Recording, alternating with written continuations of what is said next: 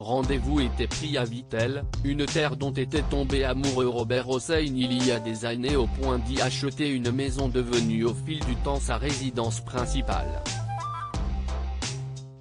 Alors que les habitants avaient commencé à lui rendre hommage à un espace de recueillement installé dans un square de la ville portant son nom, et que les drapeaux avaient été mis en berne, ses obsèques avaient lieu ce 6 janvier, en petit comité.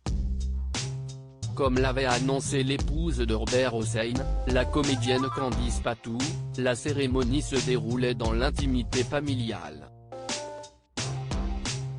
Mais celle-ci avait prévenu que la mémoire de son défunt mari, mort le 31 décembre après avoir fêté ses 93 ans, ferait l'objet de plusieurs hommages plus importants.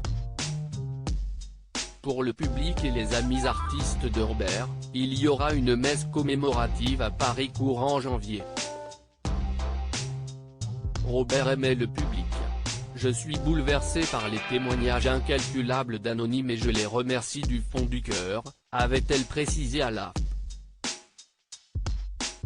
Le jour des obsèques, en l'église Saint-Rémy, Candice Patou est apparue digne, tout de noir vêtue et masque contre le coronavirus sur le visage. Son fils, Julien, était bien évidemment présent pour lui apporter soutien et réconfort. Le défunt Robert Hossein avait aussi eu 3 autres enfants, Igor et Pierre, de son premier mariage avec Marina Vladi, ainsi que Nicolas, devenu le rabbin Aaron Eliachev, de son union avec Caroline Eliachev.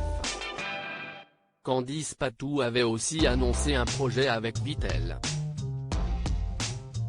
Avec la ville de Vittel, on envisage la création d'une fondation Robert Hossein et un musée pour perpétuer sa mémoire, avait-elle ajouté.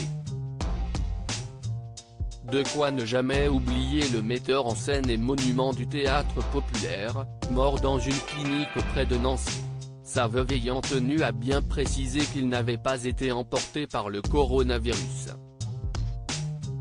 Inoubliable conte de Perrac dans la saga cinématographique des Angéliques avec Michel Mercier et célèbre pour ses méga-productions sur scène, Robert Hossein a tourné des dizaines de films de 1948 à 2019, donnant notamment la réplique à Brigitte Bardot dans Le repos du guerrier, 1962, et devenant l'acteur fétiche de Roger Vadim avec Le vice et la vertu, 1963, ou Barbarella, 1968.